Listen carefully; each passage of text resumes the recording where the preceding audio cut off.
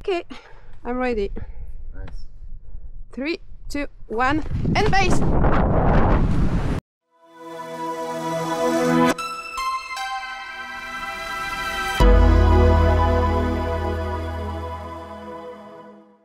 Je m'appelle Jude, j'ai 35 ans, je suis passionnée de saut en parachute, base jump et un peu tout sport aérien et au niveau de la montagne. Comment avez-vous découvert le base jump et qu'est-ce qui vous a attiré dans cette discipline? Alors j'ai commencé le parachutisme en 2014 à La Réunion où j'ai enchaîné pas mal de sauts parce que j'ai fait 250 sauts la première année, donc je suis bien tombée dans le milieu et bien passionnée. Et au fur et à mesure de mes années de pratique, j'ai commencé à rencontrer du monde, évidemment, qui faisait du base jump. Petit à petit, je suis aussi passionnée de trail, donc de course en montagne. Donc c'est vrai que je partais souvent courir, accompagner les copains qui partaient sauter. Donc moi je montais, je redescendais à la voiture pendant qu'eux faisaient leur meilleur saut. Et à force de les voir sauter, ça a commencé à me titiller. Voilà, jusqu'à un soir où autour d'un apéro, on a décidé que le lendemain matin, j'allais essayer de faire mon premier saut. Bien sûr, j'avais déjà l'expérience d'avion et l'expérience pour pouvoir commencer, mais c'est vrai que c'est vraiment ce soir-là que ça a pris tout son sens. J'ai essayé, vraiment à tout hasard, et j'ai adoré. Et me voilà aujourd'hui où j'en suis. Pouvez-vous nous décrire votre premier saut en base jump? Quelle émotion avez-vous ressenti? Alors, ce premier saut, donc avec les amis, pas du tout prévu à la base, dans le sens où voilà, ça s'est décidé la veille. C'était dans le Vercors, à Choranche, donc c'est une vallée magnifique, pas très loin de Lyon, mais c'est pas non plus l'endroit débutant. Donc on a décidé de faire mon premier saut là-bas. Les premiers sauts, c'est souvent donc on a la position bien stable où on saute, mais avec une ouverture entre guillemets automatique, c'est-à-dire que c'est une tierce personne qui vient ouvrir notre parachute. Donc la position, c'est vraiment on la garde stable, on saute et ça s'ouvre. Donc j'avais été bien briefée et c'est vrai qu'au pied de en haut de la falaise là, avec le vide, quand ça devient concret, c'est pas vraiment de la peur, c'est de la concentration. Mais alors au moment du saut, je pense qu'il faut juste le vivre pour le comprendre et ouais, c'était magique. J'en garde un souvenir génial et par la suite, j'ai repris les étapes en passant par Dupont, etc. Mais ce premier saut, je m'en souviens comme si c'était hier. C'est vrai que c'est assez dingue de pouvoir enfin pouvoir sauter en montagne, en fait. Se retrouver sous voile au milieu de paysages incroyables et seul au monde, c'est vraiment quelque chose que j'aime beaucoup. Avez-vous une routine ou un rituel particulier avant chaque saut? Alors avant chaque saut, la routine, ça va surtout être de se vérifier, donc se vérifier soi-même et vérifier les autres. Si on a les copains autour, on essaye de surveiller le matériel, vérifier que tout le monde a bien tout attaché, etc.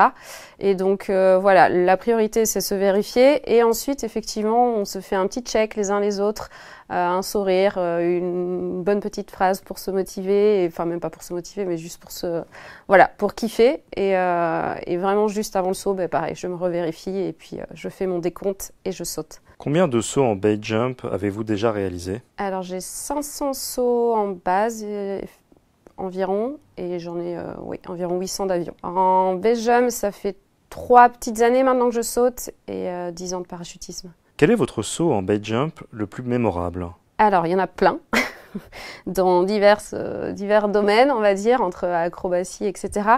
Mais là, le plus récent date, pour mes 35 ans justement, mi-septembre, on a fait le saut Aladdin-Yasmine en tandem.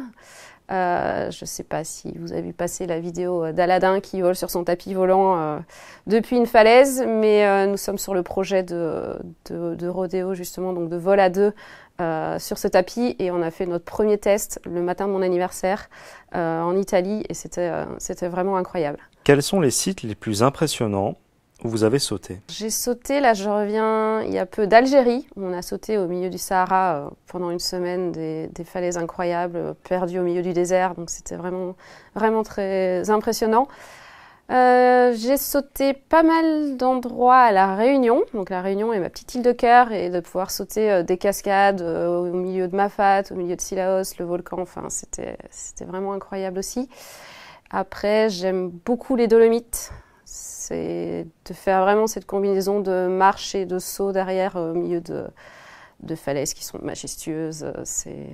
C'est incroyable. Je suis passée aussi à Zakynthos en Grèce, où il y a un naufrage, un bateau échoué sur une plage. C'est un site assez touristique.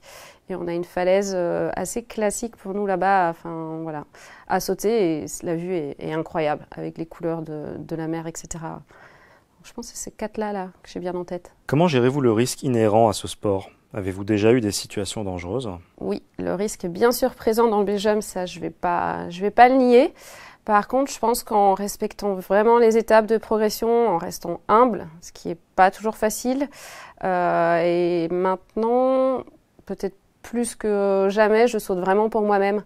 C'est vrai qu'on peut vite se faire avoir un peu dans tout ce qui est réseaux sociaux ou autres.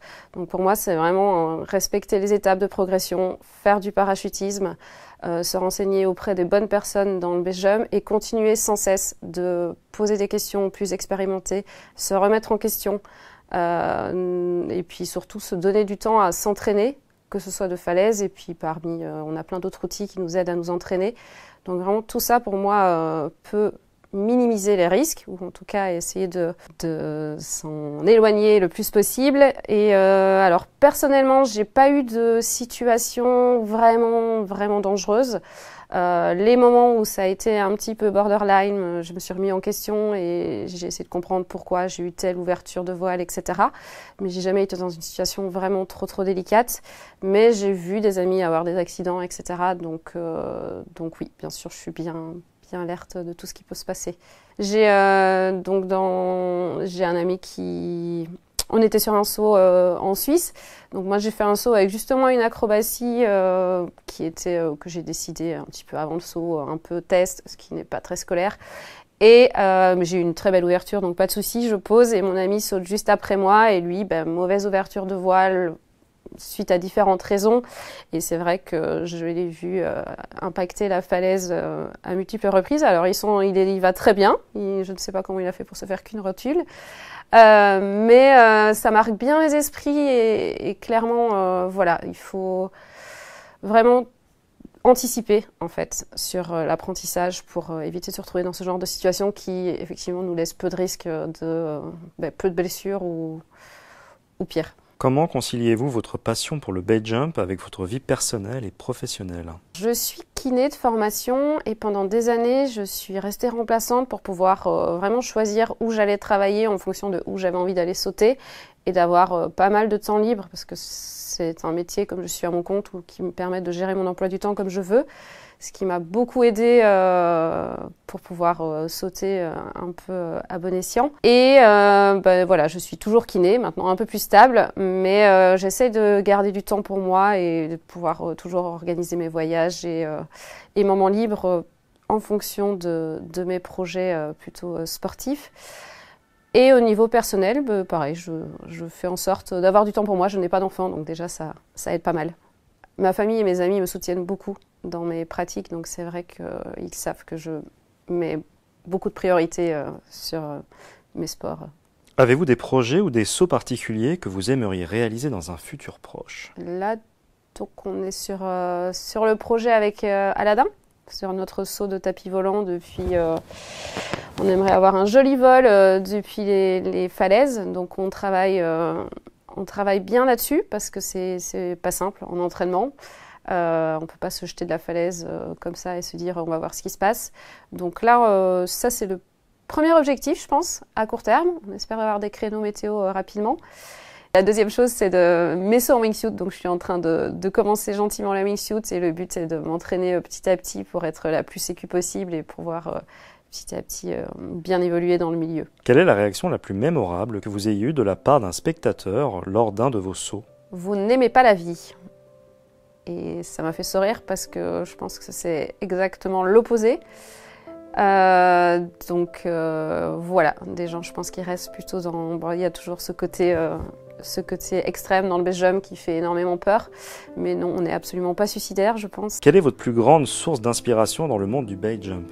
Je pense que ma source d'inspiration, c'est pas spécialement une personne, etc. Mais c'est plus vraiment l'envie de découvrir des montagnes et des lieux incroyables où on est hors des sentiers battus, parce qu'en base jump, on est toujours hors des sentiers battus, peu importe où on saute, et de se retrouver voilà, dans des décors incroyables. J'ai tellement de rêves et de projets en tête sur des sauts, des endroits où j'ai envie d'aller, etc. et d'explorer, que c'est vraiment ça ma motivation première, je pense. Y a-t-il un aspect du base jump que vous pensez être mal compris par le grand public?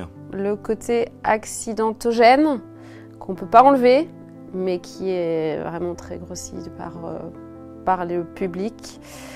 Et nos motivations personnelles, parce qu'on peut paraître parfois pour des gens peut-être sombres de faire ce genre de pratique extrême, alors que pour la majorité des gens, je pense que c'est quelque chose quand même, on le fait pour de bonnes raisons.